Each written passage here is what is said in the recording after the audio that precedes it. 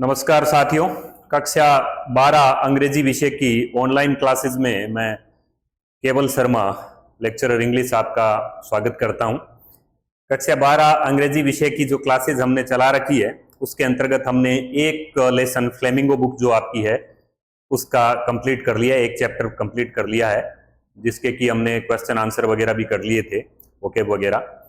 और आज हम शुरू करने जा रहे हैं सेकंड चैप्टर। आपकी स्क्रीन पे लिखा हुआ नजर आ रहा है लॉस्ट स्प्रिंग, जो आपकी फ्लेमिंगो बुक है उसका सेकंड चैप्टर है लॉस्ट स्प्रिंग, खोया हुआ वसंत। लॉस्ट स्प्रिंग, खोया हुआ वसंत जो है वो इस लेसन का नाम है। लॉस्ट स्प्रिंग, खोया हुआ वसंत, ये टाइटल भी आपको अभी समझाएंगे। खोया हुआ वसंत, ठीक है। और इसका जो शॉर्ट टाइटल है वो है stories of stolen childhood. Stories of stolen childhood, stories of stolen childhood. Anees Jung का लिखा हुआ ये लेसन है। इसकी राइटर जो है वो अनीस जंग है। स्टोरीज ऑफ स्टोलन चाइल्डहुड, चुराए गए बचपन की कहानियां। चुराए गए बचपन की कहानियां, किस प्रकार से बचपन जो है वो चुरा लिया जाता है। बहुत ही इंटरेस्टिंग लेसन है, बहुत बढ़िया लेसन है, आपकी संवेदनाओं को, सेंसिटिविटी को जागृत करने वाला लेसन है। तो आज की क्लास में हम पढ़ेंगे क्या क्या, पहले उसका इंट्रोडक्शन मैं थोड़ा दे देता हूं कि आज की क्लास को हम कहां तक पढ़ने की कोशिश करेंगे। देखो, सबसे पहले हम इंट्रोडक्शन टू द ऑथर और एंड टू द चैप्टर। सबसे पहले हम इंट्रोडक्शन यानी परिचय लेंगे, परिचय करेंगे ऑथर का, लेखक के बारे में जानेंगे। जैसा कि हर लेसन के शुरुआत में दिया हुआ है अबाउट द ऑथर, ऑथर लेखक होता है, आपको बताया जा ही चुका है। और इस चैप्टर का भी इंट्रोडक्शन करेंगे, परिचय करेंगे, ठीक है। Basic information about child labour, तो इस लेसन जो है ये चाइल्ड लेबर के बारे में है। चाइल्ड लेबर, बाल श्रम, बाल श्रम को लेकर ये श्रम को लेकर लेसन है। तो उसकी सामान्य सूचनाएं हम जानेंगे बाल श्रम के बारे में। और इसके अलावा जो लेसन में फिर क्या क्या आता है, देखो, द ऑथर मीट्स रेग pickers and her encounter with Sahib, ठीक है। ऑथर जो लेखिका है वो रेग पिकर से मिलती है। रेग पिकर क्या होते हैं ये भी बताएंगे, और उसका किस प्रकार से एनकाउंटर होता है साहिब से, साहिब नाम का एक लड़का है उससे होता है। ये सारी चीज आपको समझाएंगे। कन्वर्सेशन विद साहिब, कन्वर्सेशन का मतलब वार्तालाप, साहिब से वार्तालाप उसका क्या होता है वो भी बात अपन करेंगे। और स्क्राउंजिंग फॉर गार्बेज, गार्बेज यानी कचरा, ये वेरी इंपॉर्टेंट वर्ड है। स्क्राउंजिंग यानी तलाश करना, तो कचरा तलाश करते हुए वो जो बच्चे हैं उनके बारे में बात होगी इस लेसन में। और फिर आपको word picture of bear foot boys, ये नंगे पांव घूमने वाले लड़के हैं, बेयर फुट बॉयज, ये सारी बातें डिटेल में हम करेंगे। बेयर फुट बॉयज, नंगे पांव, और उनकी वर्ड पिक्चर यानी एक शब्द चित्र जो लेखिका ने खींचा है, राइटर ने खींचा है, ऑथर ने खींचा है, उसके बारे में बात करेंगे। और लास्ट में एक short story of man from Udupi, Udupi के एक व्यक्ति की एक छोटी सी कहानी है इस पाठ में ही, वो भी अपन बात करेंगे। और अंत में जो आज पढ़ेंगे, जितना लेसन आज पढ़ेंगे उसकी वोकेबलरी और वर्ड मीनिंग भी आज ही कर लेंगे। तो शुरू करते हैं अपन आज की क्लास।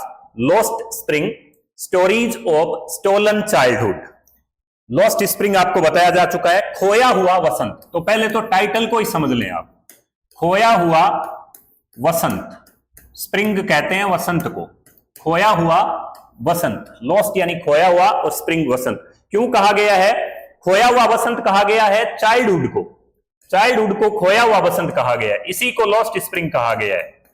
क्यों कहा गया है कि जब चाइल्डहुड में, बचपन में, चाइल्डहुड यानी बचपन में, बचपन एक फलने फूलने की, खिलने की, बढ़ने की, खेलने कूदने की, पढ़ने की, आगे बढ़ने की उम्र होती है। यानी जिस प्रकार वसंत जो ऋतु होती है, उस वसंत ऋतु में नए फूल खिलते हैं, नए कलियां खिलती है, नई कोंपलें खिलती है। वसंत ऋतु के अंदर जो है वो एक जिस तरीके से चीजें बढ़ती है, ग्रो करती है, ठीक उसी तरीके से चाइल्डहुड भी, जीवन में जो चाइल्डहुड है, जो अवस्था है, जो बचपन जो अवस्था है, वो फलने फूलने, खेलने कूदने, पढ़ने और कुछ बनने की उम्र होती है। लेकिन जब बचपन में जिन बच्चों को इन चीजों का मौका नहीं मिल पाता, जो बच्चे किसी वजह से, और वजह जो है इसकी दो ही वजह है इसमें, चाइल्ड लेबर, मुख्यतः इस पाठ की जो थीम है वो है चाइल्ड लेबर।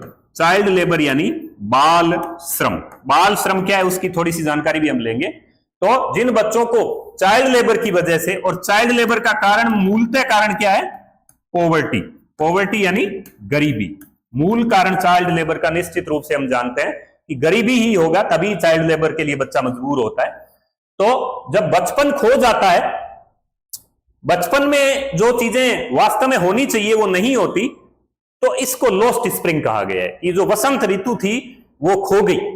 वसंत ऋतु जो सीखने की, बढ़ने की जो थी वो खो गई। अनीस जंग 1944 में जन्मी, इसके बारे में भी जानेंगे। अनीस जंग इस लेसन की राइटर है, ऑथर है। इनका जन्म राउरकेला में हुआ था, बोर्न इन राउरकेला। राउरकेला उड़ीसा के अंदर है, वहां पर जन्म हुआ था। ठीक है। इनकी एक बुक है, अनीस जंग की एक वेरी फेमस बुक है। हालांकि वैसे तो ये भी बुक की है, ये एक बुक में से ही लिया गया है। ये जो पार्ट है, ये जो लेसन है, ये जो चैप्टर है लॉस्ट स्प्रिंग्स, ये एक बुक है उनकी, स्टोरीज ऑफ स्टोलन चाइल्डहुड। किनकी? अनीस जंग की, उसी में से लिया गया है। लेकिन एक और उनकी बुक है जो वेरी फेमस है, वेरी फेमस राइटर है ये इंडिया की, unveiling India, unveiling India, a famous book by Anees Jung, a famous book by Anees Jung. ये अनवेलिंग इंडिया एक किताब का नाम है, उनकी बुक का नाम है, जो उन्होंने महिलाओं के बारे में लिखी है, विमेन के बारे में लिखी है, विमेन से बातचीत है। ठीक है। बैकग्राउंड एंड इंट्रोडक्टरी नोट्स, परिचय पढ़ते हैं, बैकग्राउंड इसका पार्ट का पढ़ते हैं कि भी किस बारे में है ये, और इंट्रोडक्टरी नोट्स इसके बारे में पढ़ते हैं। थीम क्या है? देखो, पाठ पढ़ने से पहले, चैप्टर पढ़ने से पहले हमें थीम पता होना चाहिए कि किसी भी लेसन की विषय वस्तु क्या है, किस बारे में है। क्योंकि आपको एक आइडिया होना चाहिए कि जो फला लेसन है, अमुक लेसन जो है वो पर्टिकुलर लेसन किस बारे में है, किस टॉपिक के बारे में है। तो पॉवर्टी एंड चाइल्ड लेबर में ये आपको बता चुका हूं, पॉवर्टी एंड चाइल्ड लेबर, गरीबी, गरीबी और बाल श्रम, गरीबी और बाल श्रम के बारे में है। चाइल्ड लेबर आपको पता है, चाइल्ड लेबर किसे कहेंगे? वे बच्चे जो इंडस्ट्रीज में, उद्योगों में, होटलों पर, दुकानों में, फैक्ट्रीज में, तरह तरह की और भी बहुत सारी, बस स्टॉप वगैरह पर हम देखते हैं पानी की बोतलें वगैरह बेचते, कुछ अर्निंग करने के लिए, कुछ कमाई करने के लिए मजबूर होते हैं और उसके बदले में काम करते हैं, उसको चाइल्ड लेबर कहते हैं। चाइल्ड लेबर को आप इस चीज से देखिएगा, मान लीजिए आप अगर अपने घर पे कोई काम में हाथ बंटवा रहे हैं, आपके मान लो फैमिली में कोई दुकान है, शॉप है, और वहां आप थोड़ा बहुत सपोर्ट कर रहे हैं, काम अपनी पढ़ाई के बाद घंटे 2 घंटे सहयोग कर दिया, खेत में थोड़ा सहयोग कर दिया, वो चाइल्ड लेबर नहीं है। चाइल्ड लेबर है कि अर्निंग करने के लिए मजबूर होता है बच्चा, अपनी पढ़ाई लिखाई वगैरह छोड़ के, और विशेषकर 14 वर्ष से कम उम्र के बच्चे, और वैसे 18 वर्ष से कम उम्र के बच्चे भी जो है वो अर्निंग करने के लिए मजबूर होते हैं, तो उसको चाइल्ड लेबर कहते हैं। बाल श्रम, बाल श्रम, और बाल श्रम का कारण है पॉवर्टी, तो ये इसकी विषय वस्तु है। इस लेसन के 2 पार्ट हैं, there are 2 parts of the chapter. इस चैप्टर के 2 भाग हैं, 2 भागों में ये लेसन बंटा हुआ है। पहला भाग जो है वो किसके बारे में? देखो, the first part takes us to Seemapuri.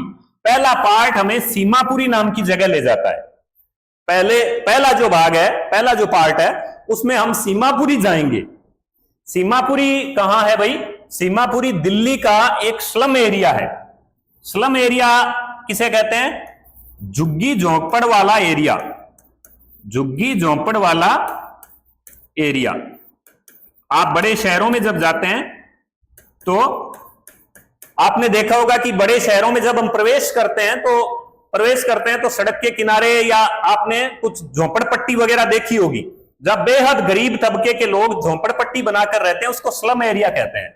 तो सीमापुरी दिल्ली के अंदर जरूर है, पर ये स्लम एरिया है, झुग्गी झोंपड़ वाला एरिया है। ये पहला पार्ट हमें सीमापुरी ले जाता है। सीमापुरी में कौन है? सीमापुरी में है रेग पिकर्स। रेग पिकर्स है कचरा बीनने वाले, कचरा बीनने वाले, कचरा एकत्रित करने वाले।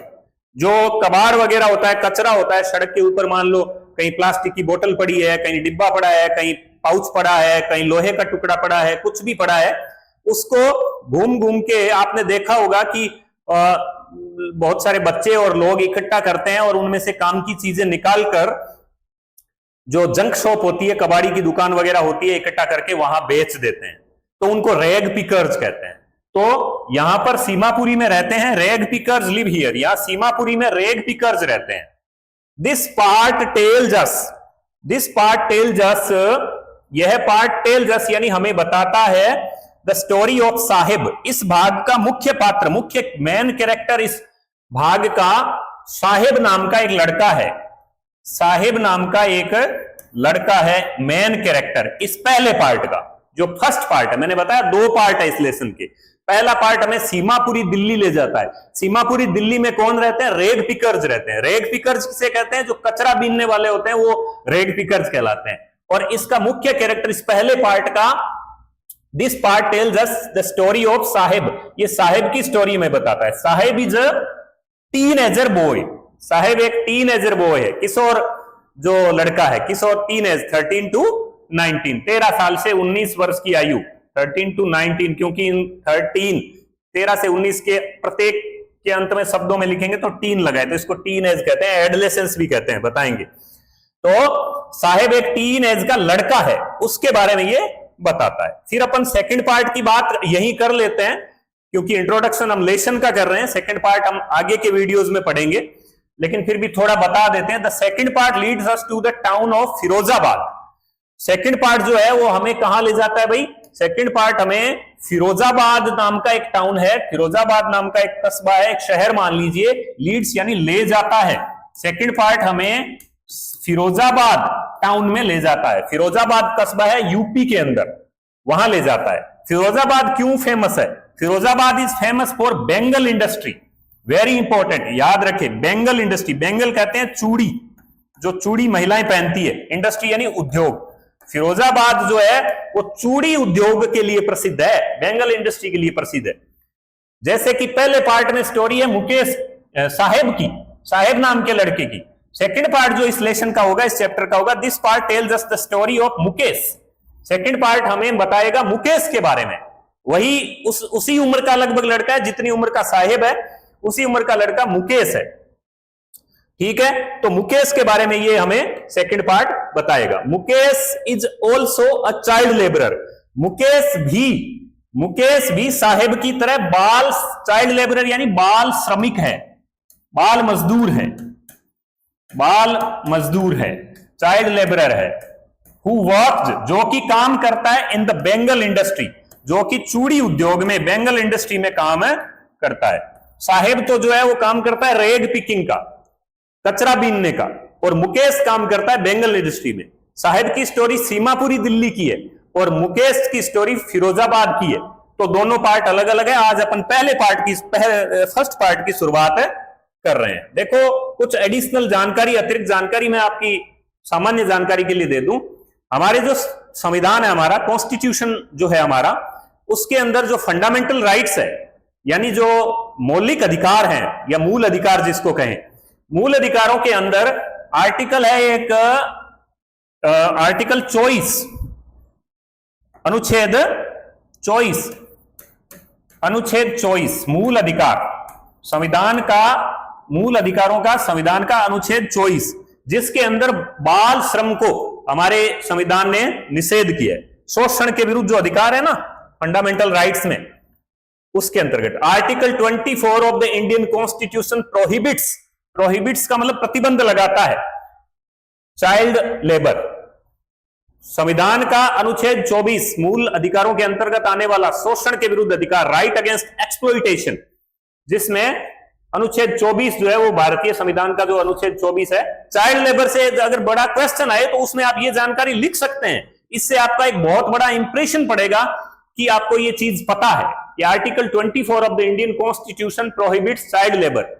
क्योंकि ये लेसन चाइल्ड लेबर पर आधारित है, बेस्ड है, तो इसमें से बड़ा क्वेश्चन चाइल्ड लेबर पर आ सकता है। ठीक है, भारतीय संविधान जो है अनुच्छेद 24 में बाल श्रम पर क्या लगाता है, प्रतिबंध लगाता है। इसके अलावा एक कानून भी बना हुआ है, बाल मजदूरी निषेध एवं नियमन अधिनियम 1986। ये बाल मजदूरी निषेध एवं नियमन 1986 के तहत भी चाइल्ड लेबर पर रोक लगाई गई है। ये जानकारी आपको सामान्य जानकारी के लिए है। और इसके अलावा जो 12 जून अपना होता है, 12 जून को जो है वो बाल श्रम निषेध दिवस मनाया जाता है। बाल श्रम निषेध दिवस मनाया जाता है। ये आपको बेसिक जानकारी है। द डे अगेंस्ट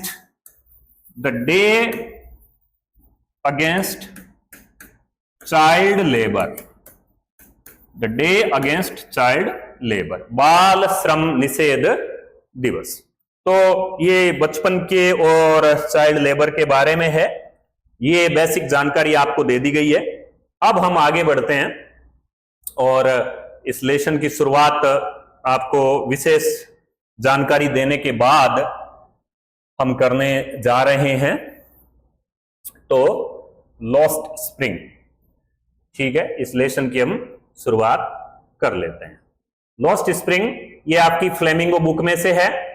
बता दिया, स्टोरीज ऑफ स्टोलन चाइल्डहुड, चुराए गए बचपन की कहानियां, अबाउट द ऑथर अनीस जंग है, इसकी बता चुके हैं।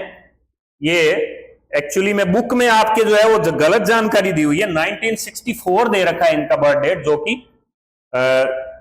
इधर जानकारी जो मेरी जानकारी है उसके अनुसार गलत है, 1944 होना चाहिए। वो बोर्न इन राउरकेला।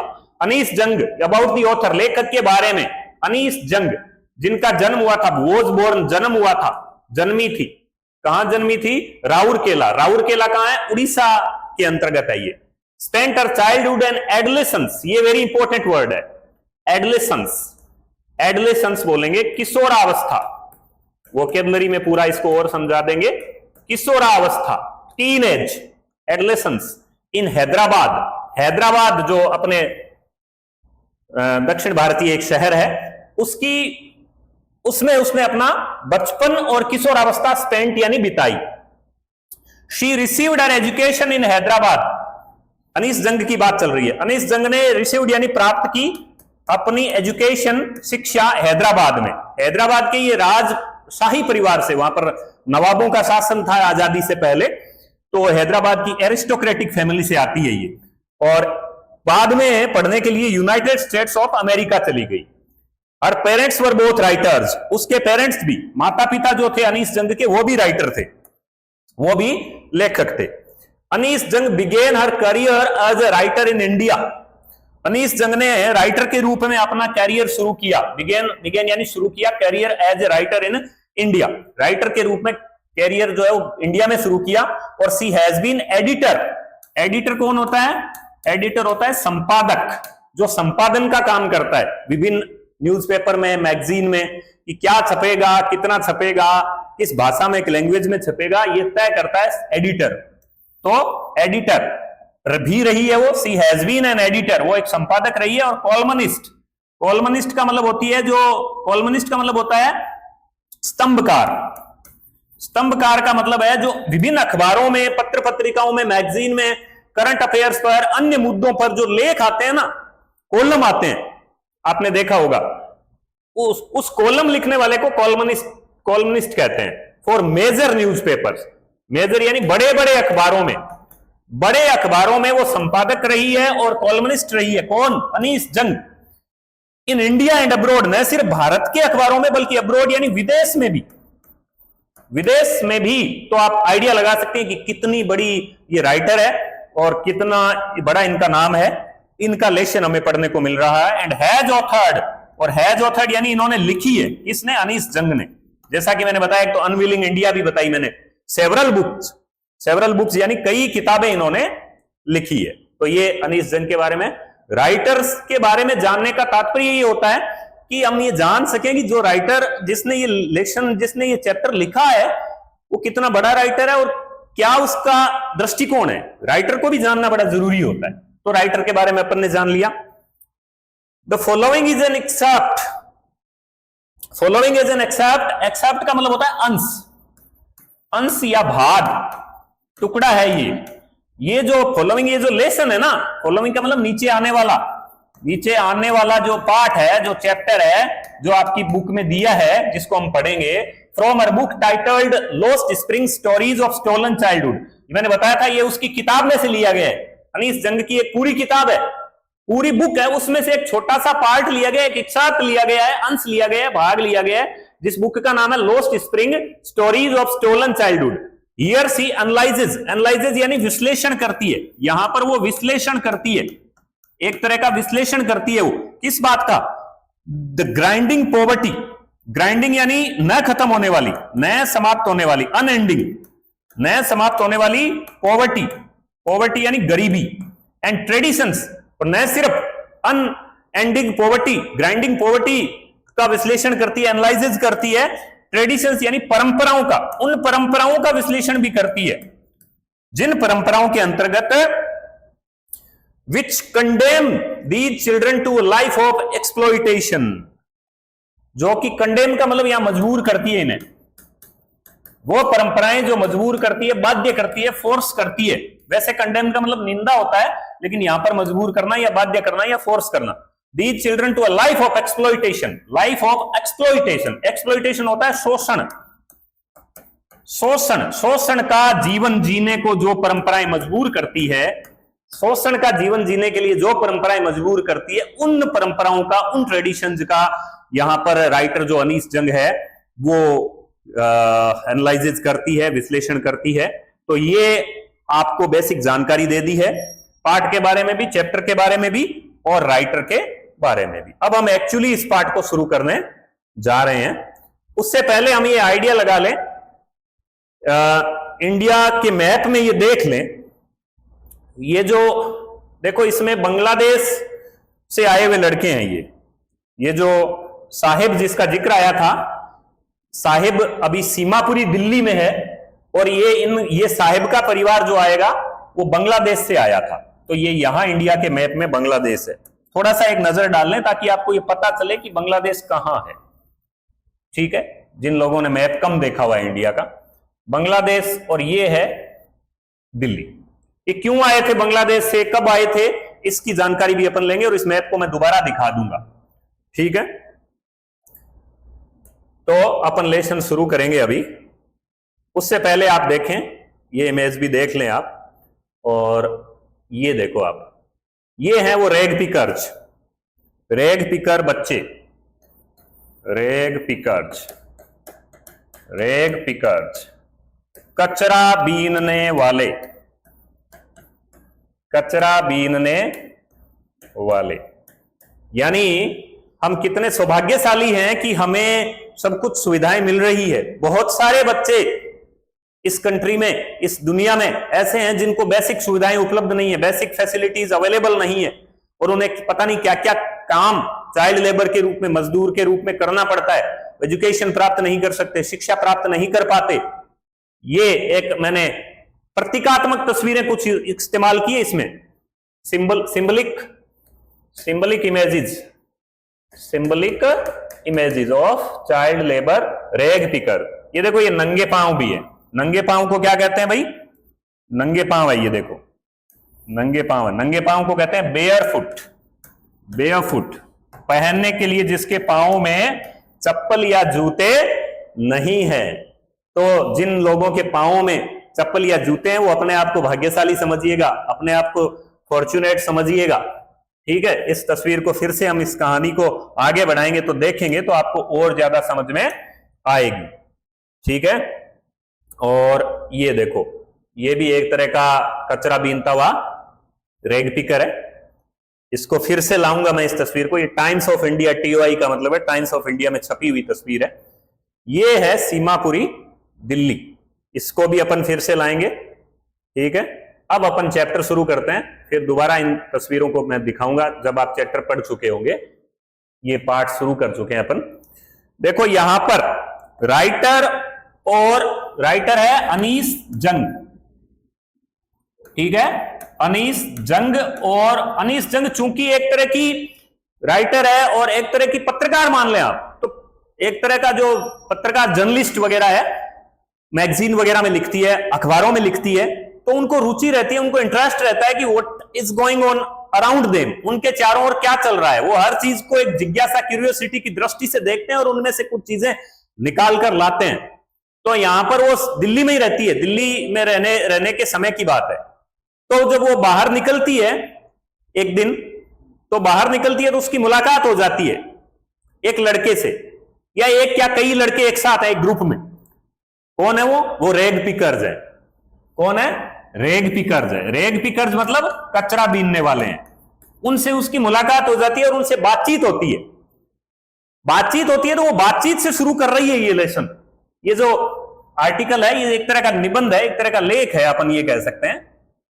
बातचीत है। देखो ये इन्वर्टेड कोमा में आया ना, समटाइम्स आई फाइंड अ रूपी इन द गार्बेज। गार्बेज यानी कचरा, ये इंपॉर्टेंट वर्ड है इस लेसन के लिए। समटाइम्स यानी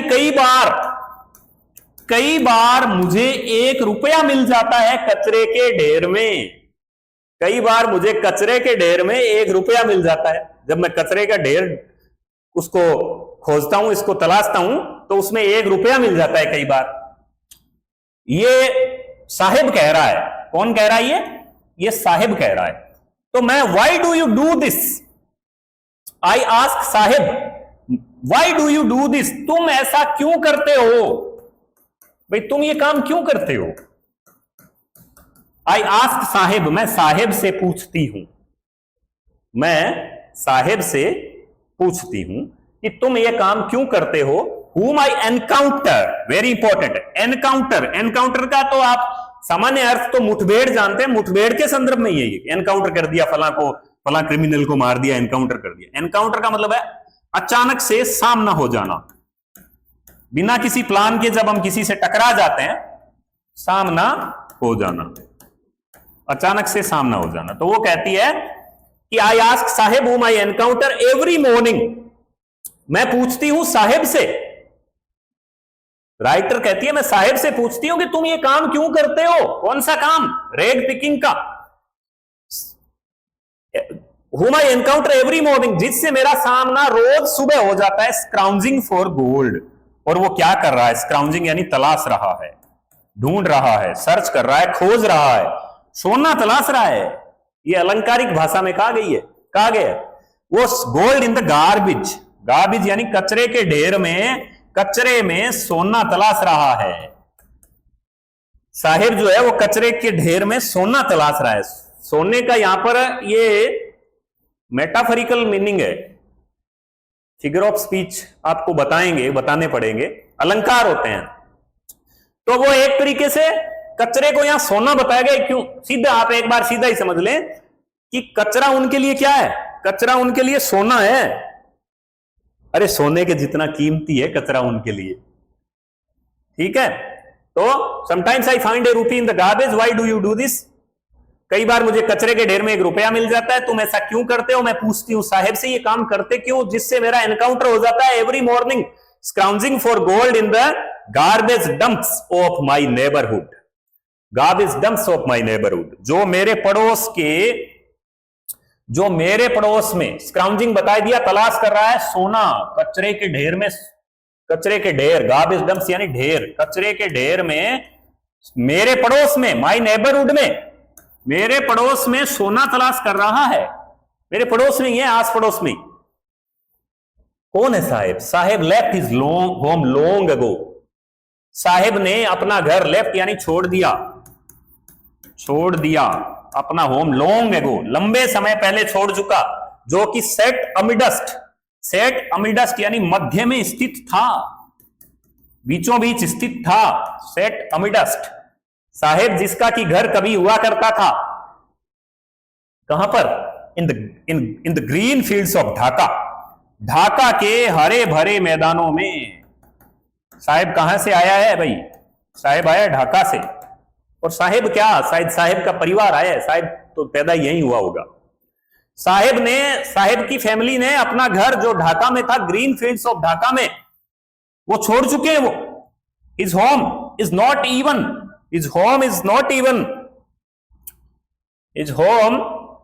इवन अ डिस्टेंट मेमोरी, अपने घर की उसे, not even a distant memory, distant memory, distant यानी दूर की और मेमोरी यानी याद, ठीक है, अपने घर की उसे यहां तक कि not even a distant memory, उसे दूर दूर तक कोई याद नहीं है अपने घर की, अपने घर की उसे दूर दूर तक कोई याद नहीं है। There were many storms, storms यानी तूफान, कई स्टॉर्म्स तूफान आए, देयर वर मेनी स्टॉर्म्स, बहुत सारे तूफान आए। अब तूफान किस टाइप के तूफान, कई बार जो रियल वाले तूफान है वो भी आते हैं, चक्रवात वगैरह जो हमारे घरों को उजाड़ देते हैं, लेकिन हमारी जिंदगी में भी तूफान आते हैं, आसपास में भी जब कुछ घटित हो रहा होता है तो हमारी लाइफ में भी स्टॉर्म्स आते हैं, तूफान आते हैं। तो दोनों आप किसी भी टाइप के मान सकते हैं। There were many storms that swept away, और वो तूफान स्वेप्ट अवे यानी बहा ले गए, स्वेप्ट अवे, वो जो तूफान आए वो बहा ले गए देयर फील्ड्स एंड होम्स, उनके खेतों को और उनके घरों को, उनके खेतों को और उनके घरों को बहा ले गए। कई तूफान आए जो कि, और ये कौन बताता है उसे, इज मदर टेल्स हिम, उसकी मां उसे बताती है, उसे नहीं पता, क्योंकि मैंने कहा ना कि वो तो बहुत पहले आ गया उसकी फैमिली वहां से, उसका तो शायद जन्म ही यहां हुआ होगा, कि उसकी मदर बताती है कि बेटा हम ढाका से आए हैं। ढाका कहां है? ढाका बांग्लादेश की कैपिटल है, बांग्लादेश की राजधानी है, और बांग्लादेश का निर्माण हुआ था 1971 में, उससे पहले ये पूर्वी पाकिस्तान था। इतिहास के अंदर बड़ी इंटरेस्टिंग स्टोरी है इसकी। तो कई तूफान आए जो उसके खेतों को और उसके घरों को बहाकर ले गए। दैट्स वाई, ये इंपॉर्टेंट फ्रेज है भाई, इसको समझ लें। That plus apostrophe S why, इसका मतलब क्या था? इसका मतलब होगा यही कारण है, यही रीजन है, यही कारण है। दैट्स वाई, यही कारण है। दे लेफ्ट, यही कारण है कि दे लेफ्ट, उन्होंने छोड़ा। दे लेफ्ट, ठीक है ना। आज की जो इसकी मैंने जो पीडीएफ फाइल बनाई है उसमें मैंने जानबूझ के गैप दिया है, थोड़े साइज बड़ा किया है और गैप दिया है, ताकि आपको एक तो जो मीनिंग्स वगैरह लिखें तो आराम से लिख सकें, बड़े लिख सकें, और स्क्रीन पे आपको थोड़े बड़े अक्षर साफ नजर आए। तो इसको मैंने, इसलिए आपको थोड़ा सा जो है वो आसानी फील होगी, तो इसको आप कनेक्ट कर लें। दे लेफ्ट, यही कारण है कि वो उन्हें छोड़ना पड़ा। क्यों छोड़ना पड़ा? क्वेश्चन सीधा आ सकता है। देयर वर मेनी स्टॉर्म्स, कई तूफान आए थे, दैट, जो कि swept away their homes and fields, जो उसके घरों को और खेतों को बहाकर ले गए। कहां से आए हैं वो? ढाका से आए हैं। They have come from Dhaka, और that is why they left, that's why they left, यही कारण है कि उन्हें घर छोड़ना पड़ा। लुकिंग फॉर गोल्ड, ये अब सोना तलाश रहे हैं, सोना तलाश रहे हैं। देखो इसको समझ लें आप, सोना वहां वास्तव में ही सोना नहीं मिल रहा, कोई सोने की मोहरें नहीं मिल रही उस हीप ऑफ गार्बेज में, कचरे के ढेर में सोने की कोई सिक्के नहीं मिल रहे। सिंबॉलिक वे में कहा है, गाना है ना, मेरे देश की धरती सोना उगले उगले हीरे मोती। तो यहां जब हम जमीन बोते हैं तो वहां देश की धरती में कोई सोना थोड़ी निपजता है, जो फसल निपजती है ना उसको सोना कहा गया, उसको हीरे मोती कहा गया, क्योंकि वो सोने और हीरे मोती के जितनी कीमती है हमारे लिए। ठीक उसी तरीके से लिए उनके लिए गार्बेज के अंदर, कचरे के अंदर जो कुछ कीमती चीज, कुछ बोतल उठा ली, कुछ धातु का टुकड़ा उठा लिया, और कई बार तो वो कहता है ना, समटाइम्स आई फाइंड ए रूपी इन द गार्बेज, कई बार तो मुझे कचरे के ढेर में एक रुपया भी मिल जाता है। तो इसलिए वो कहते हैं कि looking for gold in the big city. अब वो बिग सिटी, ये बड़ा शहर दिल्ली वाला, कहां रह रहे हैं वो? अब रह रहे हैं दिल्ली में, big city where he now lives, जहां पर वो अब रहता है। That's why they left looking for gold in the big city, looking for, तलाश करते हुए गोल्ड, सोना, बड़े शहर में, where he now lives, जहां वो अब रहता है। अब उसका जवाब आया, देखो इन चीजों को बहुत समझना पड़ता है। ये देखो, ये उस बात का जवाब आया है, यहां मैं लिख देता हूं। उसने पूछा था ना, किसने? राइटर ने, अनीस जंग ने पूछा था, why do you do this? पूछा था ना तुम ये क्यों काम क्यों करते हो, क्योंकि वो राइटर है, वो जर्नलिस्ट है, वो कॉलमनिस्ट है, उसका तो इंटरेस्ट है, वो जानना चाहती है कि तुम क्यों करते हो ऐसा, ये कचरा बीनने का, रेग पिकिंग का। बार बार इस वर्ड को मैं इसलिए लिख रहा हूं कि इस लेसन में रेग पिकिंग, ये वर्ड वेरी इंपॉर्टेंट है। रेग पिकिंग का काम क्यों करते हो ये पूछा था ना, ऊपर आया था, तो इसका जवाब ये अब दिया है। अच्छा, ये बच्चे ये बड़े टॉकेटिव हो जाते हैं, ये जो चाइल्ड लेबर का काम करते हैं ना, ये दुनिया भर की ठोकरें खाते हैं, दर दर की ठोकरें खाते हैं, दुनिया से डील करते हैं, ये वर्ल्ड से डील करते हैं, तो ये बड़े क्लेवर हो जाते हैं, बड़े चतुर हो जाते हैं, बड़े टॉकेटिव यानी बातूनी हो जाते हैं। तो वो ये नहीं कहता कि भाई मेरी मजबूरी है, हम गरीब हैं, सीधा जवाब नहीं देता। जब उसने पूछा ना कि why do you do this, कि तुम ऐसा क्यों करते हो, तो उसने क्या जवाब दिया, उसने कहा I have nothing else to do.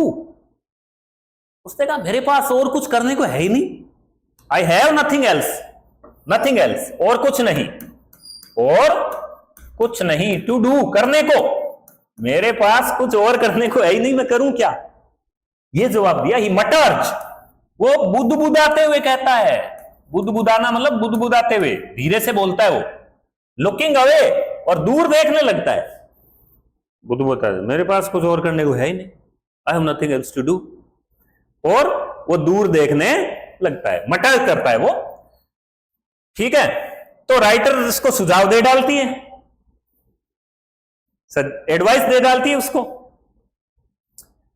क्या, गो टू स्कूल, कहती है उसे राइटर कि भाई करने को क्यों नहीं है, गो टू स्कूल, स्कूल जाओ, तुम्हारी तो पढ़ने लिखने की उम्र है, स्कूल जाओ। आई से, मैं कहती हूं, आई से ग्लिबली, ग्लिबली का मतलब ऐसे ही लापरवाही से मैंने कह दिया, बिना सोचे समझे ही मैंने कह दिया, ऐसे ही हल्के अंदाज में कह दिया, ग्लिबली कह दिया। आई से ग्लिबली, मैं ग्लिबली कहती हूं कि स्कूल जाओ, करने को क्यों नहीं है, रियलाइजिंग, लेकिन तभी रियलाइजिंग, रियलाइजिंग इमीडिएटली, आजकल ये इमीडिएटली वर्ड बड़ा चर्चा में है ना, क्या मतलब होता है इसका, इमीडिएटली, सोचिए तो, मैं बताता हूं अभी। तो रियलाइजिंग यानी महसूस करते हुए, महसूस करते हुए,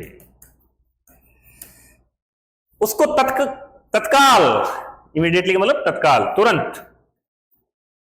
रील बड़ी वायरल हो रही है ना आजकल, एक सागर दी वोटी लेती को, क्या है, इंडिका चलार, इमीडिएटली है कोई मेरी मजबूरी, मैंने छेती से ड्राइवरी सीखा, वह जो इमीडिएटली वर्ड आया, कोई सोचा उसका क्या मतलब है, इमीडिएटली मतलब तुरंत, तुरंत, तत्काल मुझे समझ आ जाता है, तुरंत ये बात रियलाइजिंग यानी महसूस हो जाती है, समझ में आ जाती है कि मेरी जो एडवाइस जो मैंने दी उसे, कौन सी एडवाइस दी, गो टू स्कूल,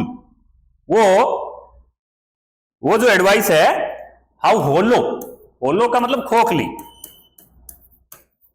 थोती, जिसका कोई मतलब नहीं है, एडवाइस यानी राय, सलाह, जो सलाह मैंने उसे दी वो मस्ट साउंड, प्रतीत होना, प्रतीत होना या लगना, साउंड का मतलब वैसे आवाज होता है पर यहां लगना, प्रतीत होना। तो गो टू स्कूल मैं उसे कहती हूं ग्लिबली, ऐसे लापरवाही से, रियलाइजिंग इमीडिएटली, तुरंत मैं समझ जाती हूं, तुरंत मुझे महसूस हो जाता है कि how hollow the advice must sound, ये जो एडवाइस मैंने दी है वो कितनी थोती है, खोखली है। क्यों है थोती, क्यों है खोखली, क्योंकि स्कूल थोड़ी जा सकता है वो, लेकिन वो ये नहीं कहता, फिर मैंने कहा ना ये बड़े क्लेवर हैं वो ये नहीं कहता कि भाई मैं स्कूल कैसे जाऊं, हम तो गरीब लोग हैं, हमारे पास पैसे नहीं है, we are poor, we do not have any kind of facilities, money etcetera, वो ये नहीं कहता। वो क्या कहता है, there is no school in my neighbourhood, वो कहता है मेरे पड़ोस में कोई स्कूल है ही नहीं, there is no school in my neighbourhood, मेरे पड़ोस में कोई स्कूल है नहीं। When they build one, they मतलब वे मतलब संबंधित लोग, सरकार वगैरह, निर्माण करना, जब वो बना देंगे, बन जाएगा, आई विल गो, तब मैं जाऊंगा। कितना देखो इंटरेस्टिंग जवाब दिया उसने, क्या कहा, उसने कहा there is no school in my neighbourhood, मेरे पड़ोस में कोई स्कूल नहीं है, जब वो बना देंगे तब मैं जाऊंगा। यानी कितना इंटरेस्टिंग जो कन्वर्सेशन है, कितनी, आप सोचिए, आपने कभी इस तरीके से बात की है तो उन बच्चों से, तो वो कहता है, राइटर फिर मजाक करती है उसे, if I start a school, if I start a school, if यानी यदि, यदि मैं स्कूल स्टार्ट करूं तो, विल यू कम, क्या तुम आओगे? यदि मैं स्कूल स्टार्ट करूं तो तुम आओगे क्या स्कूल? आई आस्क, मैं पूछती हूं, हाफ जोकिंग, मजाक करते हुए, आधा मजाक करते हुए, आधा मजाक सा करते हुए उसे कहती हूं कि if I start school will you come, कि मैं स्कूल स्टार्ट करूंगा तो तुम करूं तो तुम आओगे क्या? वो भी फिर बात का तो बादशाह है ही, वो कहता है यस, हाँ जरूर, क्यों नहीं। देखो कितना छोटा लड़का है, किशोर लड़का है, लेकिन कैसे बातचीत कर रहा है। He says, smiling broadly, broadly यानी मुंह फैलाकर मुस्कुराता हुआ, मुंह फैलाकर मुस्कुराता हुआ, मुंह चौड़ा करके मुस्कुराता हुआ, यानी पूरा फुल मुस्कुराता हुआ, स्माइलिंग ब्रॉडली, स्माइलिंग ब्रॉडली। वो कहता है हाँ क्यों नहीं, आप यदि स्कूल स्टार्ट करोगे तो मैं क्यों नहीं आऊंगा। तो इस प्रकार की बातचीत होती है, फिर वो चली जाती है, फिर कई दिन निकल जाते हैं, और फिर कई दिनों बाद फिर से एक दिन, क्योंकि वो सीमापुरी में ही रहती है राइटर, मतलब सीमापुरी दिल्ली में, दिल्ली के आसपास ही रहती है, सीमापुरी तो स्लम एरिया है, दिल्ली में ही रहती है, तो दिल्ली में गुजरते हुए और फिर से मुलाकात हो जाती है, गाही बगाही मुलाकात होती रहती है। अ फ्यू डेज लेटर, कुछ दिनों बाद, लेटर यानी बाद, कुछ दिनों बाद, आई सी हिम, मैं देखती हूं, रनिंग अप टू मी, वो दौड़ता हुआ मेरे पास आ रहा है, वो दूर से ही मुझे देख लेता है, पहचानता है ना, तो जैसे ही मुझे वो देखता है, I see him running up to me, और वो दौड़ता हुआ आता, कहता है इज योर स्कूल रेडी, क्या कहता है कि क्या आपका स्कूल तैयार हो गया। उसने मजाक की थी ना कि मैं स्कूल बनाऊं तो तुम आओगे क्या, तो मैंने कहा ना बड़ा क्लेवर बंदा है ये। उसने कहा इज योर स्कूल रेडी, किसने? साहिब ने, साहिब से बातचीत चल रही है, मैं पुनः याद दिला दूं, साहिब है ना, भूल मत जाएं आप। तो क्या कहता है, इज योर स्कूल रेडी, क्या आपका स्कूल रेडी है? तो राइटर को कहना पड़ता है, क्या कहना पड़ता है, it takes longer to build a school, I say it takes longer, takes longer यानी लंबा समय लगता है, लंबा समय लगता है, बिल्ड यानी निर्माण करने में, भाई बनाने में, स्कूल बनाने में, निर्माण करने में लंबा समय लगता है, हाँ थोड़े दिनों में स्कूल थोड़ी बनता है। आई से, मैं कहती जरूर हूं पर एम्बेरेस्ड, एम्बेरेस्ड यानी झेप जाना, एम्बेरेस्ड झेप जाना, लजा जाना, लज्जा आ जाना, किसी बात को लेकर आप थोड़े से शर्म सी आ जाती है ना कई बार, तो उसको एम्बेरेस्ड कहते हैं, है ना। आई से एम्बेरेस्ड, एम्बेरेस्ड यानी झेप जाती हूं, मैं लज्जा जाती हूं, eight having made a promise, कि मैंने ये कैसा वादा कर डाला, एक ऐसा वादा कर लिए जाने के कारण, कह दिया था ना उसने कि if I start A school will you come, तो मैं एम्बेरेस कर जाती हूं, झेप जाती हूं, लज्जित हो जाती हूं, एक ऐसा वादा कर लेने के कारण, that was not meant, that was not meant, जिसका कोई मतलब नहीं था, यानी ऐसे ही जिसका कोई मतलब है, जिसका कोई अर्थ नहीं था, जिसका कोई अर्थ ही नहीं था, जिसका कोई मतलब नहीं था। भाई इस वादे का कोई मतलब था क्या? इस वादे का कोई मतलब नहीं था, तो ऐसा वादा कर लिए जाने के कारण मैं झेप जाती हूं। इस प्रकार की बातचीत जो है वो चलती रहती है, किसमें? साहिब में और राइटर में।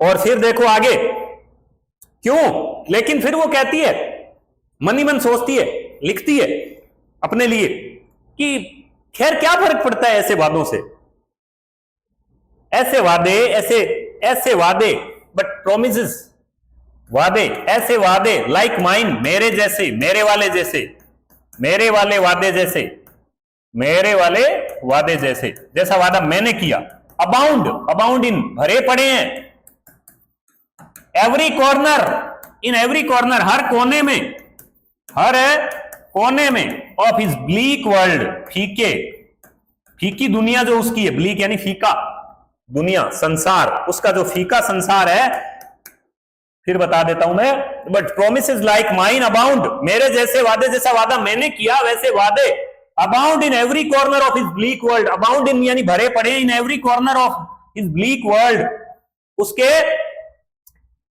फीके संसार में। क्यों? क्योंकि ऐसे वादे उनसे न जाने कितने किए जाते हैं, ऐसे ऐसे कितने प्रॉमिस उनसे होते हैं और कितने टूटते हैं। हमसे तो कई बार कोई एक वादा टूट जाए तो हमें हमारा दिल टूटता है, पर इनका दिल विल नहीं टूटता, क्योंकि इनके वादे, इनसे बहुत सारे ऐसे वादे होते हैं और बहुत सारे वादे टूट जाते हैं। तो इस प्रकार से चलता रहता है। फिर वो कहती है कि after months of नोविंग him, very important, very रोचक, बड़ी इंटरेस्टिंग बात है।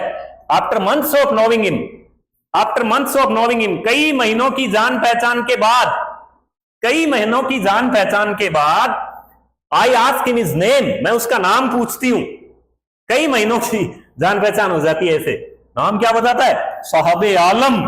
अब पता चला है राइटर को, ऑथर को नाम उसका अब पता चला है, नाम क्या है? साहबे आलम, साहबे आलम। ही अनाउंसेस, वो जोर से घोषणा करता है, जोर से बोलता है, बताता है भाई साहबे आलम मेरा नाम है। He does not know what it means, वो नहीं जानता इस नाम का मीन्स यानी मतलब क्या है, उसे नहीं पता इस नाम का मतलब क्या है, साहबे आलम शब्द का अर्थ क्या होता है उसे नहीं पता। पता है क्या आपको?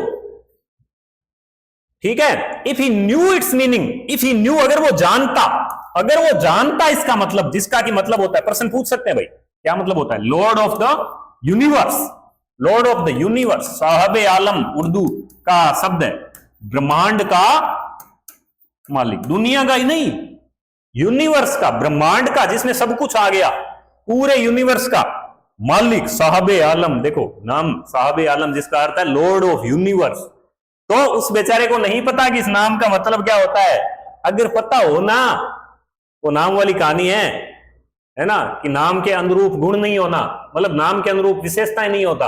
अगर उसे पता हो, इफ ही न्यू, अगर वो जानता, if he new it's meaning, अगर वो इसका मीनिंग जानता, जिसका की मीनिंग का मतलब होता है, क्या मतलब होता है? लॉर्ड ऑफ द यूनिवर्स, ब्रह्मांड का मालिक, तो he would have a hard time believing it, तो उसको he would have a hard time believing it, believe यानी विश्वास करना, उसको विश्वास करना बड़ा कठिन होता, बहुत कठिन लगता भाई।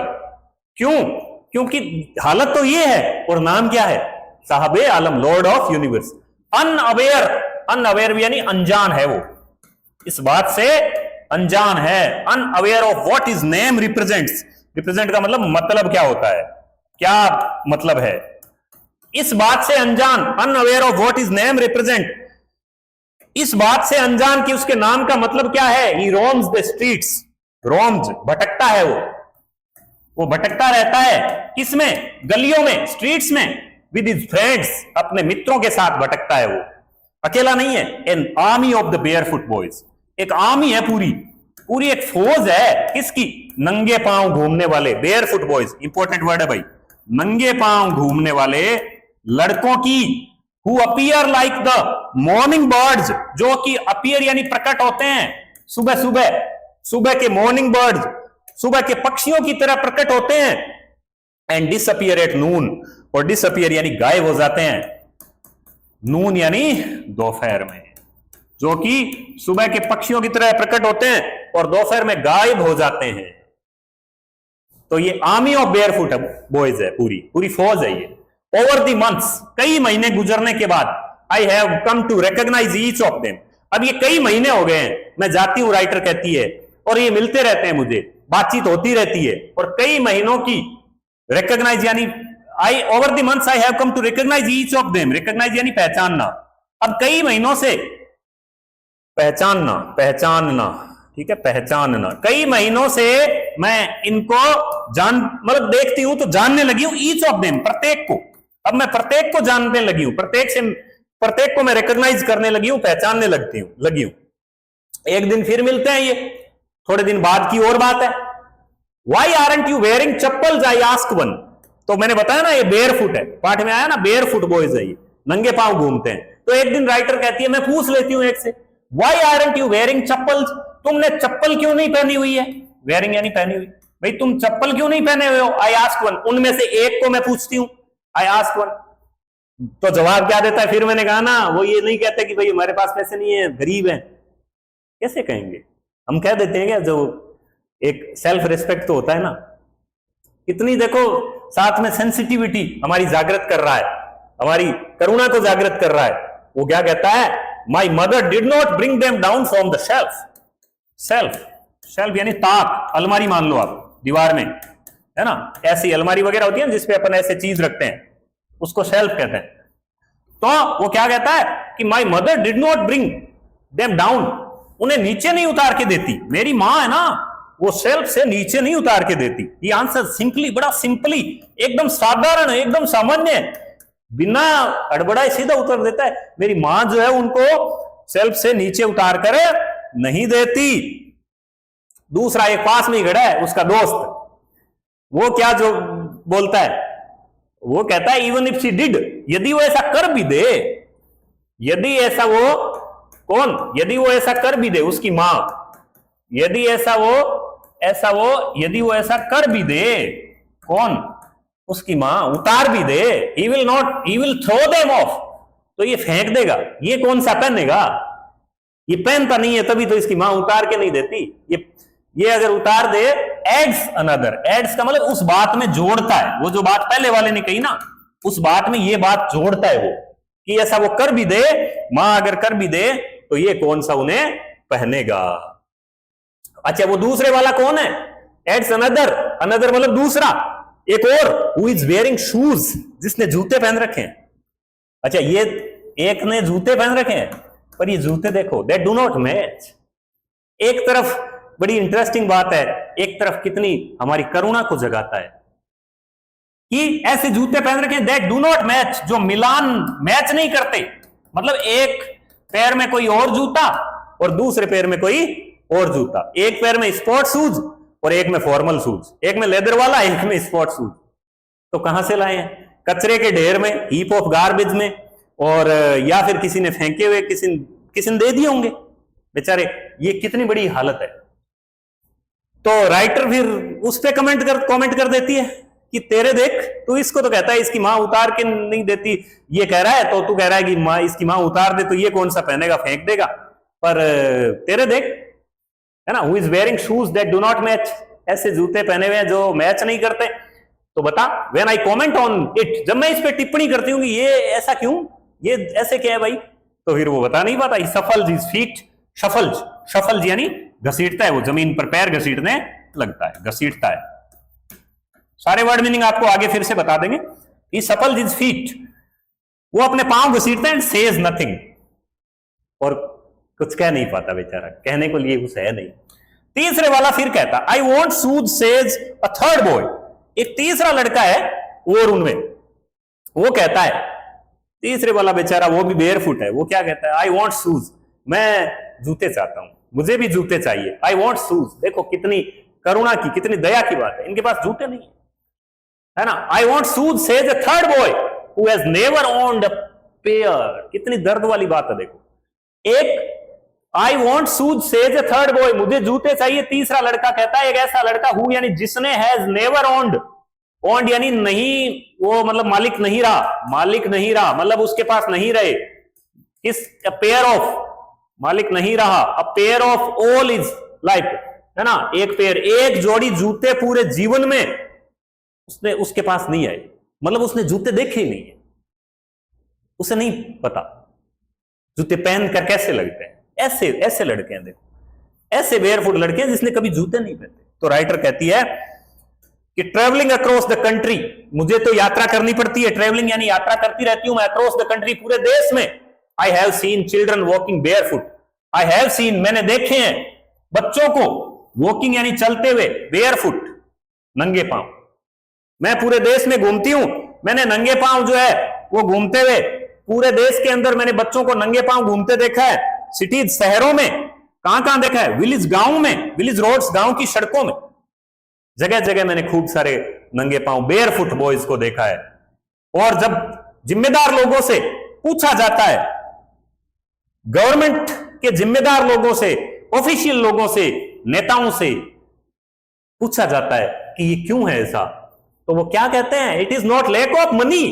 देखो कितना शेमफुल है, कारण क्या बताया जाता है, it is not lack of money, कि पैसे की कमी नहीं है, लैक यानी कमी, पैसे की कमी नहीं है, बट ट्रेडिशन, ये तो परंपरा है, इनकी तो परंपरा है टू स्टे बेयरफुट। कितनी हास्यास्पद जवाब है, कितनी हंसी वाली बात है जब जिम्मेदार लोगों से पूछा जाता है, लेकिन ऐसा नहीं है। बहुत सारे जिम्मेदार लोग जो हैं वो इस दिशा में सकारात्मक प्रयास भी करते हैं। अपने तत्कालीन एक कलेक्टर थे जालोर के, जितेंद्र सोनी सर, उन्होंने एक योजना चलाई थी, चरण पादुका करके योजना चलाई थी। तो उसमें उन्होंने वो क्या कहते थे, वो उस समय जब कलेक्टर थे तो अपने जिले में नंगे पांव जो बेयरफुट लड़के होते थे उनको जूते खरीद के पहनवाते थे। लेकिन ज्यादातर जिम्मेदार व्यक्ति क्या कहते हैं कि it is not lack of money, पैसे की कमी नहीं है, इनकी तो परंपरा है, ट्रेडिशन है टू स्टे बेयरफुट, नंगे पांव रहने की, इज वन एक्सप्लेनेशन, ये एक कारण बताया जाता है। आई वंडर, मैं सोचती हूं, आई वंडर, मैं सोचती हूं, if this is only an excuse, ये सिर्फ एक एक्सक्यूज है, बहाना है, ये सिर्फ एक बहाना है।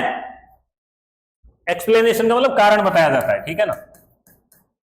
आई wonder if this is only an excuse, ये सिर्फ एक कारण है to explain away, explain away, एक तरह से टरकाने का, एक तरह से टरकाने का। Perpetual state, very important word है, परपेचुअल स्टेट, स्थाई, परपेचुअल यानी स्थाई, और स्टेट यानी दशा। परमानेंट जो कंडीशन है ना गरीबी की, वो पॉवर्टी, गरीबी की परमानेंट जो कंडीशन है उसको टरकाने का एक कारण मात्र है ये, और कुछ नहीं है। ये मैं सोचती हूं, ये मैं मानती हूं, मुझे ऐसा लगता है। और I remember a story a man from, ये एक छोटी सी इसमें लास्ट में स्टोरी आज के पार्ट में है। राइटर कहती है मुझे याद आती है इस बात से मुझे याद आती है कि मुझे एक कहानी याद आती है। आई रिमेंबर, मुझे याद आती है, अ स्टोरी, एक कहानी। A man from Udupi once told me, Udupi एक जगह है, कर्नाटक में एक जगह है, ठीक है, कर्नाटक का एक कस्बा है।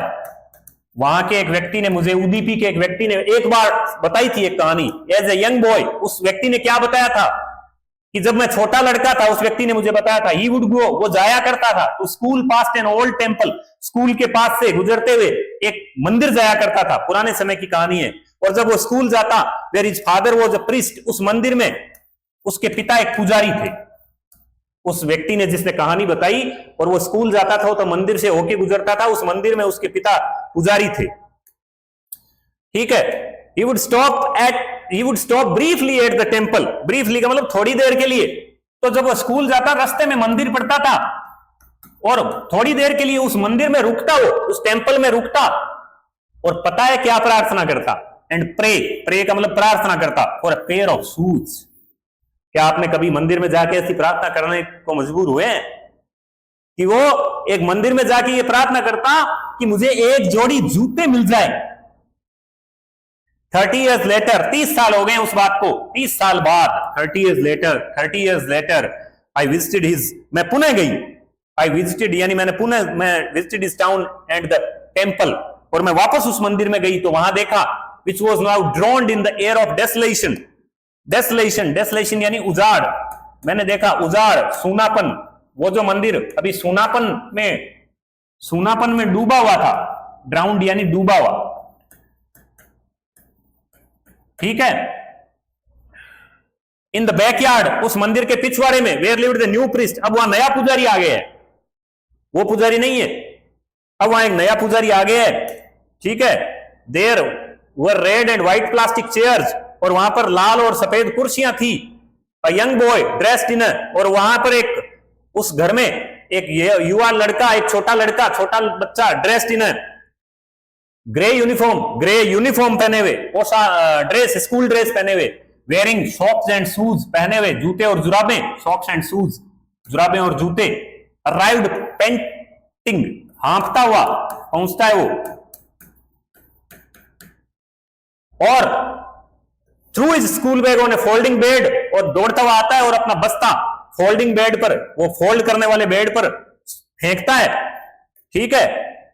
यानी अब स्थितियां बदल गई है। लुकिंग एट द बॉय, उस लड़के को देखकर, आई रिमेंबर्ड, उस लड़के को देखकर, आई रिमेंबर द प्रेयर यानी प्रार्थना, मुझे वो प्रार्थना याद आ गई। वो कौन सी? वो जो 30 साल पहले वो लड़का कर रहा था। अनदर बॉय, उस दूसरे लड़के ने की थी, गॉडेस यानी देवी से जो प्रार्थना की थी। when he had finally got a pair of shoes, उस लड़के ने, वो जो मंदिर में जाता था ना, उसको बाद में प्रार्थना की थी, तो देवी ने प्रार्थना सुन ली थी भाई अंत में। God got a pair of shoes, ठीक है, और लेकिन और उसको got a pair of shoes, जूता मतलब जूतों का जोड़ा मिल गया था, लेकिन जब वो जिसको जूतों का जोड़ा मिल गया ना, the goddess had granted his prayer, granted यानी मान ली, गॉडेस देवी ने उसकी प्रार्थना स्वीकार कर ली थी। लेकिन आश्चर्य की बात क्या है, ठीक है, तो उससे पहले जब उसने मान ली तो उसकी दोबारा प्रार्थना क्या थी पता है क्या? Let me never lose them, कि कहीं मैं उन्हें खो ना दूं, भाई मैं उन्हें खो न दूं। वो जो लड़का था जो मंदिर में जाके ये प्रार्थना करता था, प्रेयर करता था कि मुझे एक पेयर ऑफ शूज मिल जाए, जब वो प्रार्थना स्वीकार कर ली गई तो उसकी प्रार्थना थी कि मैं एक जोड़ी जूते जो है वो खो ना दूं। तो young boys like the son of the priest, लेकिन अब तो पुजारी जो है वो उसके पुजारी के जैसे लड़के, पुजारी के पुत्र के जैसे लड़के अब नाउ और शूज जूते पहनते हैं। लेकिन लास्ट बात, मजे वाली बात और सारा जो इसके अंदर सार जो इस बात का, ये जो कहानी बताई इसमें, बट मैनी अदर्स, बहुत सारे दूसरे हैं, लाइक द रेग पिकर्स, लाइक यानी के जैसे, इन कचरा बीनने वालों के जैसे जो मेरे पड़ोस में रहते हैं, माय नेबरहुड में, रिमेन शूलेस, वो आज भी जूता विहीन हैं, यानी आज भी जूतों के लिए तरसते हैं, चप्पलों के लिए तरसते हैं, उनके पास पहनने को जूते नहीं है। तो ये आज के लेसन में को अपन यहां तक पढ़ेंगे, टू बी कंटिन्यूड आपके लिए जारी है। तो आज के लेसन को अपन यहां तक पढ़ेंगे, लेकिन इसमें इतनी दूर जो हमने पढ़ा है उसके वोकेबलरी आज ही करवानी जरूरी है, क्योंकि आपका कनेक्ट बना रह सके। क्योंकि मैं अगर इसको अगले वीडियो में कराऊंगा तो आप उसको कनेक्ट नहीं कर पाओगे, तो मैं इसकी वोकेबलरी फटाफट करवा दूं, शब्द भंडार आपको मीनिंग इसके बता दूं। उससे पहले एक बार उन तस्वीरें जो शुरू में आई थी वो फिर से देख लें, कौन प्रतीकात्मक जो इमेजेस मैंने डाली थी उनको फिर से देख लें आप, तो आपको जो है वो आइडिया हो जाएगा। देखो, देखें आप, देखो इसको थोड़ा सा आप गौर से देखें, ठीक है।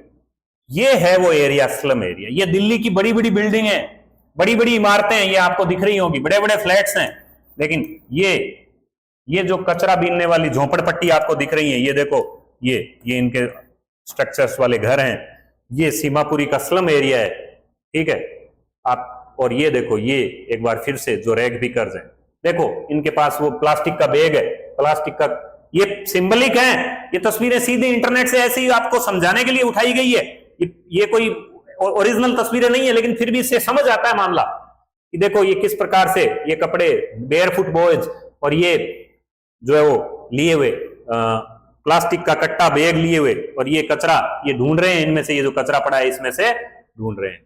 और ये इंडिया का जो मैप है उसमें आप देख लें, ये लोग कहां से आए, बांग्लादेश से आए थे।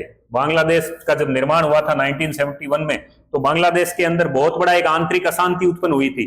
आप इसको इतिहास में और राजनीति में पढ़िए, आपको पता चलेगा। तो बहुत सारे बांग्लादेश से जो लोग हैं वो, क्योंकि बांग्लादेश की सबसे लंबी बॉर्डर लगती है भारत की, वेस्ट बंगाल से, इधर सिक्किम, इधर ये असम है ना, ये त्रिपुरा वगैरह, इनसे, तो इन राज्यों में होते हुए और फिर ये कुछ जो है वो यहाँ पर दिल्ली में आ गए थे, तो यहाँ पर ये रहते हैं, ठीक है। ये आज की अपन की आज का यहां तक का लेसन था। जो यहां तक जो हमने लेसन पढ़ा है उसके मीनिंग आप देख लें एक बार, शब्द भंडार आप देख लें, क्योंकि वर्ड मीनिंग बहुत जरूरी है। अगर आप वर्ड मीनिंग नहीं करते हैं तो फिर कोई मतलब नहीं है।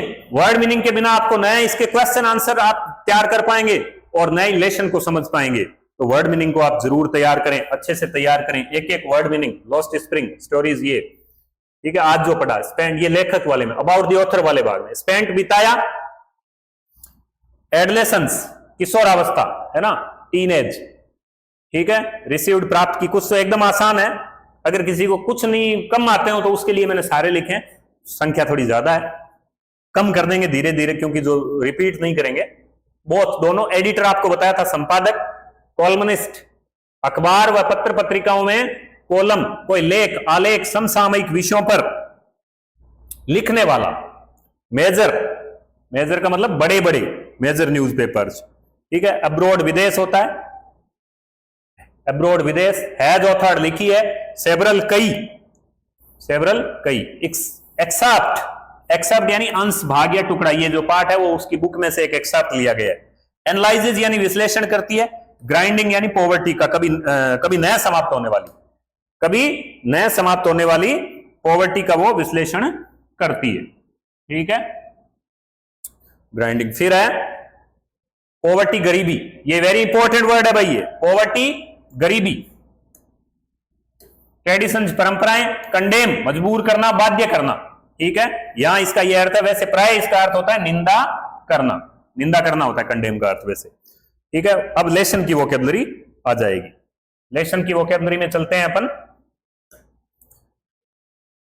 लेसन की वोकेबलरी में फिर बता दूं, जब लेसन की वोकेबलरी पढ़ते हैं तो आपको एक आइडिया होता है कि भाई फिर से रिवीजन हो जाता है और दोबारा आप उसको लेसन को खोल के रखें। ये जब वोकेब बताई जा रही है तो लेसन को भी खोल के रखें, ठीक है। गार्बेज, कचरा, वेरी इंपॉर्टेंट वर्ड है। कुछ समानार्थी भी लिखे हैं, रबिश भी कहते हैं, रिफ्यूज भी कहते हैं और वेस्ट मटेरियल भी कहते हैं। डंप्स यानी ढेर, हीप्स, डंप्स यानी ढेर और हीप्स यानी ढेर। होम यानी जिससे, एनकाउंटर, इनकाउंटर, इनकाउंटर ज्यादा सही है, सामना हो जाना, आमना सामना हो जाना। स्क्राउंजिंग फॉर, वेरी इंपॉर्टेंट है। स्क्राउंजिंग फॉर, खोजता हुआ, तलाश करता हुआ, लुकिंग फॉर।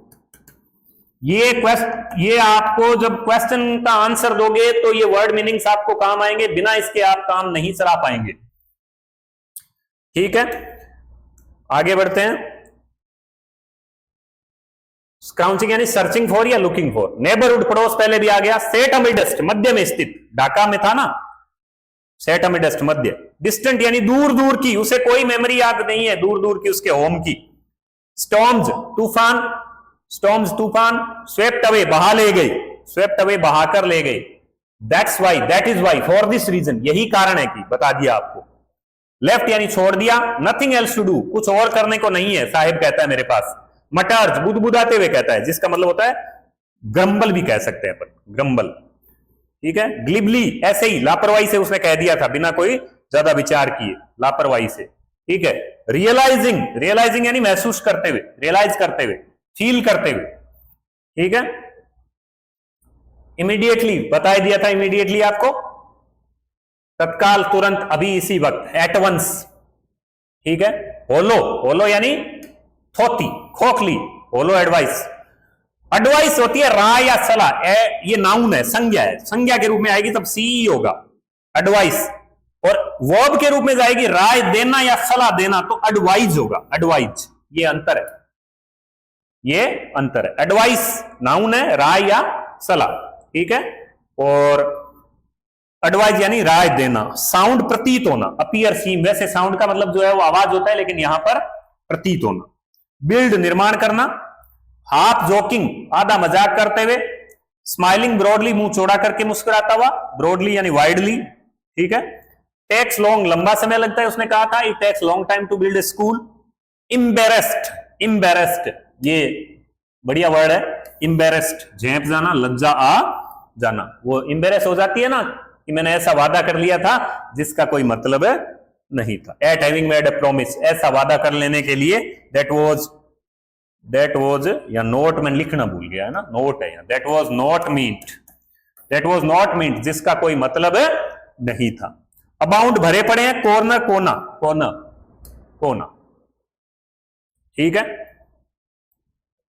फिर देखिए आप, आगे बढ़ते हैं अपन। ब्लीक, फीका या नीरस संसार है उसका, साहिब का। अनाउंसिस, घोषणा करता है। लॉर्ड ऑफ द यूनिवर्स, ब्रह्मांड का मालिक, यूनिवर्स का, ब्रह्मांड में सब आ जाते हैं, सूर्य चंद्रमा वगैरह भी। He would have a hard time believing it, ये कुछ लाइनें मैं लिखता हूं ताकि पूरी लाइन समझ में आ जाए। भाई उसे इस बात पर यकीन करने में बड़ी कठिनाई होगी कि उसके नाम का मतलब लॉर्ड ऑफ यूनिवर्स है, ब्रह्मांड का मालिक है। अनअवेयर ऑफ, अनजान है वो इस बात से। Unaware of is what is name represents, ठीक है। रिप्रेजेंट का मतलब प्रतीक है, क्या प्रतीक है। रोम यानी भटकता है। बेयरफुट, नंगे पांव, बेयरफुट, मैंने बताया था बार बार बेयरफुट के लिए। और फिर डिसअपीयर, गायब होना। और ओवर द मंथ्स यानी कई महीनों की, कई महीने होने के बाद, कई महीने गुजर जाने के कारण। वो कहती है ना कई महीने हो गए मुझे, और कई महीनों की जान पहचान के बाद। रिकॉग्नाइज, पहचानना, वेरी इंपॉर्टेंट है। रिकॉग्नाइज यानी पहचानना। फिर है देखो ईच ऑफ देम, प्रत्येक को, ब्रिंग देम डाउन, शेल्फ बताया था आपको, छोटा थोड़ा सामान रखने के लिए घर में बना आला या ताक या रैक या अलमारी आदि, ठीक है। इवन इफ शी डिड, वो कहता ना अगर वो ऐसा कर भी दे तो, थ्रो ऑफ यानी फेंक देगा। सफल, पांव घसीटने लगता है, पांव वो घसीटने लगता है। हैज नेवर ओन्ड, वो कभी स्वामी नहीं रहा। एक आया था ना, वो कभी उसने एक जूते एक जोड़ी नहीं खरीदे, a pair. Travelling across the country, writer कहती है पूरे देश में मैं यात्रा करती हूं। लेक कमी बताई जाती है, लेक यानी कमी, शॉर्टेज। एक लेक होता है झील, लेकिन उसकी स्पेलिंग एल के ही होती है, इसकी स्पेलिंग LAC के है, ठीक है। इस लेक झील, ये लेक कमी। स्टे रहना, एक्सप्लेनेशन आप जानते हो, कारण बताया जाना, सफाई देना, स्पष्टीकरण देना, जिसका मतलब जस्टिफिकेशन या इंटरप्रिटेशन, इंटरप्रिटेशन, ठीक है। एक्सक्यूज, एक्सक्यूज यानी बहाना, खूब बनाते ही हो आप। परपेचुअल स्थाई, कंटिन्यूअल, परमानेंट जिसको कहें, परपेचुअल पॉवर्टी परमानेंट गरीबी। स्टेट यानी दशा, स्टेट का मतलब राज्य भी होता है, लेकिन यहां स्टेट का मतलब दशा, स्थिति। स्टेट का मतलब कहना भी होता है। देखो वोकैब जानना बहुत जरूरी है। एक स्टेट का मतलब, स्टेट के कितने मीनिंग होते हैं, इस दशा अवस्था। दूसरा मीनिंग राज्य, लाइन में आए उस हिसाब से। तीसरा मीनिंग वर्ब के रूप में जब आए, क्रिया के रूप में कहना। तो ऐसी बहुत सारी चीजें आपको बताई जा सकती है, पर वीडियो लंबा हो जाता है, ठीक है। उदीपी, ये बताया था, एक कस्बे का नाम है, ए मैन फ्रॉम उदीपी, उसने कहानी बताई थी। ही वुड गो टू, वो जाया करता था। वुड जाता है, वुड लगता है भूतकाल की आदत के लिए, पास्ट हैबिट के लिए। मैं ऐसा किया करता था, आई वुड, मैं खेला करता था बचपन में, मैं क्रिकेट खेला करता था बचपन में। I would play cricket in my childhood. Would लगा सकते हैं, यूज्ड टू भी लगा सकते हैं, इसकी जगह पर यूज्ड टू भी लगा सकते हैं। तो ही वुड गो टू, वह जाया करता था, पास्ट से गुजरता था। प्रीस्ट का मतलब पुजारी, मंदिर में पूजा करने वाला। ब्रीफली, थोड़ी देर के लिए। प्रे, थोड़ा ये देखो, फिर मैंने कुछ कुछ चीजें मैं डालता हूं ताकि देखो, प्रे, PRAY, प्रे यानी प्रार्थना करना, और प्रेयर प्रार्थना, नाउन नहीं, ये वर्ब है, क्रिया है। लेकिन PREY अगर आ जाए तो उसका मतलब होता है शिकार, हंटिंग, ठीक है। PREY, ये PRAY है, ये बहुत ध्यान रखना पड़ता है। ड्राउंड, डूब गया। और डेसोलेशन यानी निर्जनता, उजाड़, खालीपन, ठीक है। बैकयार्ड, पिछला हिस्सा, पिछला हिस्सा जो है। पेंटिंग, पेंटिंग यानी हाँफता हुआ। आउट ऑफ ब्रीथ, जिस प्रकार वो फ्रेंच भागा था। गॉडेस, देवी। ग्रांटेड, मान लिया, स्वीकार कर ली।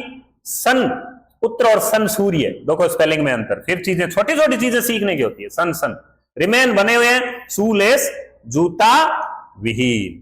तो ये आज की जो है, आज की क्लास की वोकेबलरी है। थोड़ी सी क्लास आज लंबी हो गई है, क्योंकि शुरुआत में जो है वो लेसन का इंट्रोडक्शन देना पड़ता है। लेसन में क्या क्या है चैप्टर में, उसको थोड़ा समझाना पड़ता है, और उस करके थोड़ी सी क्लास लंबी हो गई है। फिर भी आप इसको रोक के, वीडियो रोक के बीच में रोक लेना, देख लेना, और थोड़े थोड़े टुकड़ों में देखते रहें। अपनी प्रतिक्रिया भी भेजते रहें, फीडबैक अपने देते रहें, कैसे सुधार आप चाहते हैं, अगर कोई और इंप्रूवमेंट चाहते हैं तो। और साथ में जो अदर स्टूडेंट्स हैं उन तक भी अगर आपको ये क्लासेस ठीक लगे तो पहुंचा दीजिएगा, ताकि जो स्टूडेंट्स है उसका फायदा हो सके। और आज की क्लास यहीं तक, मिलते हैं नेक्स्ट क्लास में। Thank you.